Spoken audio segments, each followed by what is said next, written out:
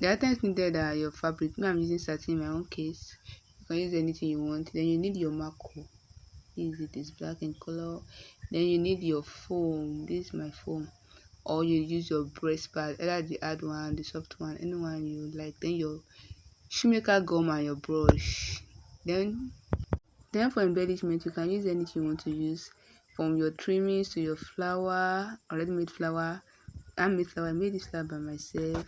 Trimmings, like anything you want to use, and you can use your crinoline. This is the big size crinoline. We have the small size crinoline. Anything you can use it to embellish your work. And also you need your tape rule. So let's get started. The first thing you need to do, you need to get any round object. I'm using a plate, any round object, like depend on the size you want. So for me, I'm using this unbreakable plate or this plate, and I'll just put it on my maco and I'll draw the shape out. So any plate you want to use or any round object, it's not compulsory to be a plate. Then when you are done, just draw it out. You can use your barrel, your chalk, anything you are okay with. After drawing it out, then you get your scissors and you cut it out. So that's it. So now I'm just basically cutting it out. So after cutting it out, the next thing to do, you fold it into half, like the way you can see me do. After folding it again, then you fold it again. The main point is to get the middle of the circle. So when you get it, just use your barrel or your chalk, just mark it out. Then when you are done marking it out, just make sure that you can see what you are doing. Take your ruler and draw a straight line, as you can see me do. So after drawing a straight line, the next thing to do now is either at the top or at the other side or any side, just mark half inch to your right and half inch to your left. Like from the point that you mark the straight line, half inch to your right and half inch to your left. Then after doing that, you know the midpoint of that we got at first. Then you connect it together. When you are doing it, you understand. You connect your markings together from the midpoint to that half inch. Just make sure that you can see what you are doing. And after doing all this, the next thing to do is to get your scissors. We're going to be cutting that place out, like so. Just watch me, just cut it out gently at both sides. Can you see I'm cutting everything out? So just watch closely and see. Just make sure that you cut it to that marking, and when you are done, just use your hand to remove it. So now when you want to continue, either you place it on each other, as you can see me do, or you put both ends together. So I think you understand. Anyone you want to do is okay. So now the next thing to do now is to close this opening, and I've already explained that to us. Anyway you want to do it is okay. So now I'll apply my glue at this side and at the other side, and I'll place it on each other so that I'll close that opening. So this is me applying my gum now at this side and at the other side. Then I'll place it on each other. Sorry. So that's it basically. So the next thing to do is to apply our gum to the inside of the maco that we have already made, so that we can cover it up with our fabric. Just apply your gum generously, and if you don't have a brush, you can cut a part of your macro and just use it instead of yourself looking for a brush. Apply it generously. And I forgot to tell us this. So to cut out the material that we need to cover up the inside and the outside, just put your macro before splitting it and draw the shape out. Then you add allowance, let's say like 1 inch allowance. Just mark it round it, as you can see me do. 1 inch, 1 inch, 1 inch, and draw the circle, and you cut out two, one for the inner side and one for the outer side. I forgot to tell us this the other time, so that's what I'm just doing. And when you are done, just cut out two. Cover the inside of the macro. Just if you don't want to cut out circle, you can do it this method, like just place the fabric on it and spread it out. Make sure that there's no air bubble inside. Just keep spreading it until you are sure that everything has glue. And when you are done, just cut out the excess. Okay, so you can skip this step if you want to gum your elastic or your alice band to it. But now I'll be tacking my own, and I'm using the normal stainless elastic, the black one. So just place it like that on each other and use your needle and thread to tack it like 2 to 3 times. And when you are done, you put it here. I'm tacking it at the middle. So if you want to tack it at the side, it's actually okay too. So this is it, and I'll tack it like 2 to 3 times too, or until you are sure that it's okay. I used 18 inches, but it was too big.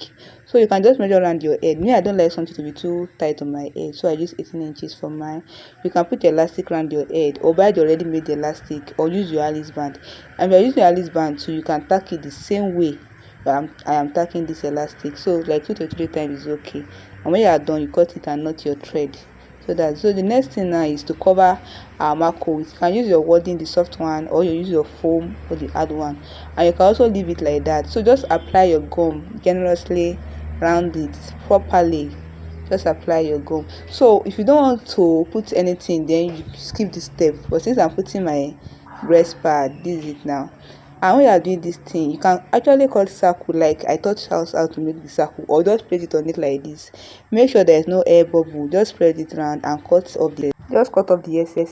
So now the next thing to do is to get one of the circle that we've cut down earlier, and now we're trying to do the four cardinal point sign, like north, south, west, east. That's what we're trying to do. We're trying to make sure that every part of this fascinator have an equal share in the clothes. You get it? So if you see that the part is taking bigger share than the other, just remove the clip and adjust it. And when you are done, apply glue to the four side, those 4 points, and you put your glue and you hold it with your clip or use your hand. So when you are done, just pick end of the side and you apply your gum. I'm using my B6000 now. Just put your gum, as you can see me, and at the tip of it, just apply it generously, like properly. Then after putting your gum, the next thing to do now is for us to start arranging the excess fabric so that we can have a smooth and neat edge, because that's where the beauty of our work lies. So just start pulling gently, you'll be arranging it until you are sure that yes, the edges is fine and neat. Just be pulling it gently. Then after that, you use your clip to hold it. So if you don't have a clip, it's not an excuse. Just use your hand to be pressing it down. The essence of the clip is that it make your work faster. At least you will not have to wait till you think it's okay before you move to the next side. You understand? So with or without a clip, you are still good to go. So that's it basically for this one. So now I want to show us again so that we can see. Just pick any side, apply your gum, then you start pulling it down. Make sure you are pulling it like firmly, and this time around I will not use a clip, so that we can see that with or without a clip you can still with your work. Don't forget the edges must be very smooth and neat, so just be pulling it. That's why we have to hold the 4 points together, so that as you are pulling it will not be dragging each other. So just make sure that you are pulling it and use your hand to press it down. So now I'm done. So the next thing to do now is to cut off the excess that we have. So now we just cut off my excess, but for a beginner, if you are not sure of what to do, just take your tape rule and measure like either half inch or one inches or half inch, depending on what you want to use.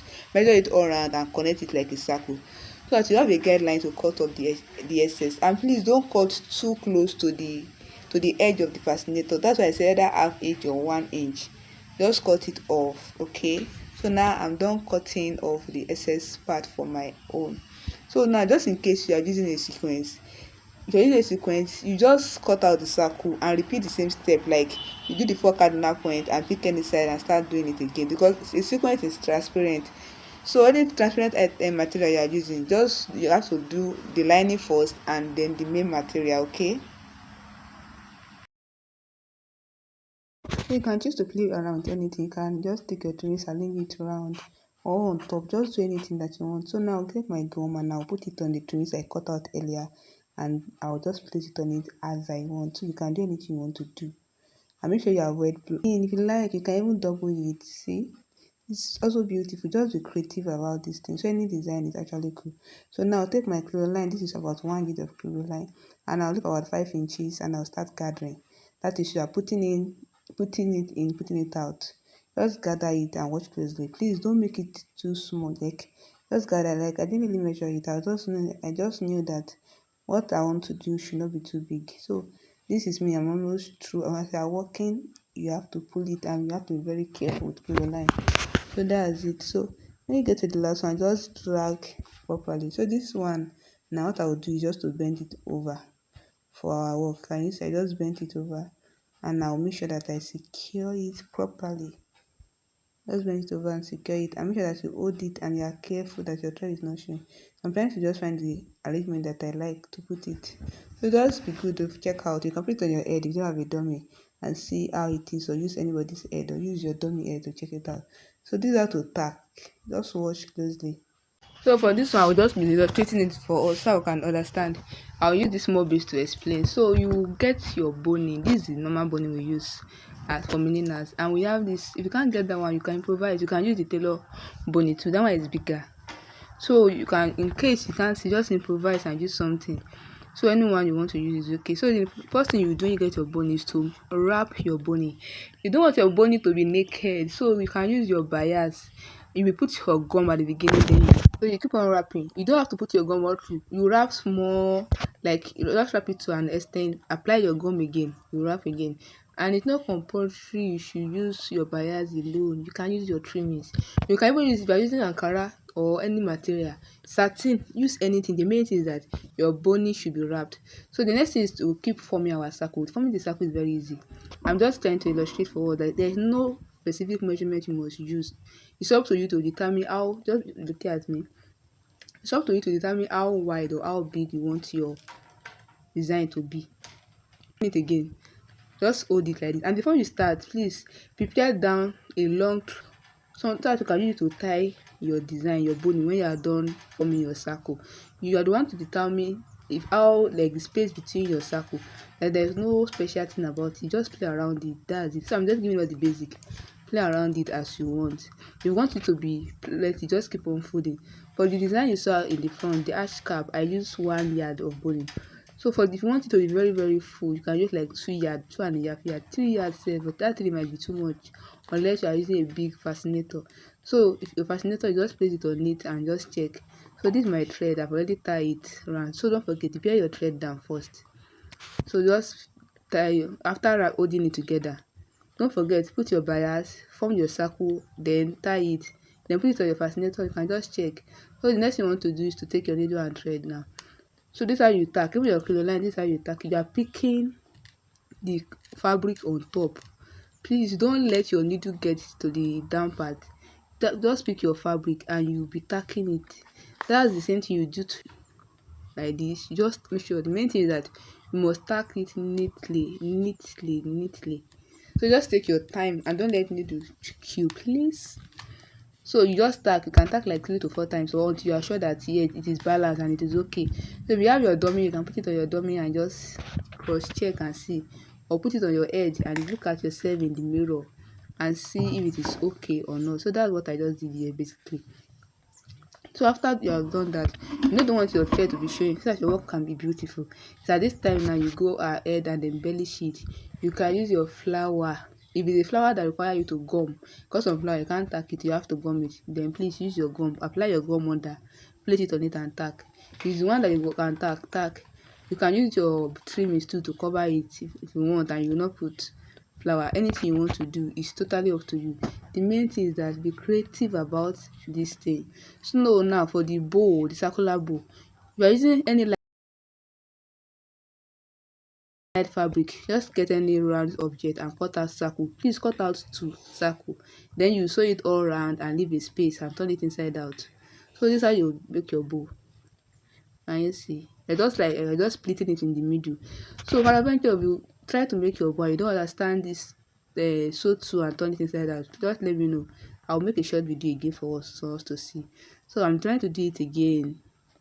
So if you're using a thick fabric, just cut out 1. If you're using satin or any light fabric, you need 2 and you have to sew it all around. So after sewing it all around and turning it inside to the right side, tack it with your needle and thread like this, needle and thread for bow. This one I use 11 inches by 5 inches, but I will use a small piece of fabric to just illustrate for us so that I can get it. When I cut your fabric, you just fold it. You fold it, just be watching. You fold it to the middle, like I'm folding both ends to the middle. As you can see me do, I fold the both ends to the middle. After that, you fold it again to the middle.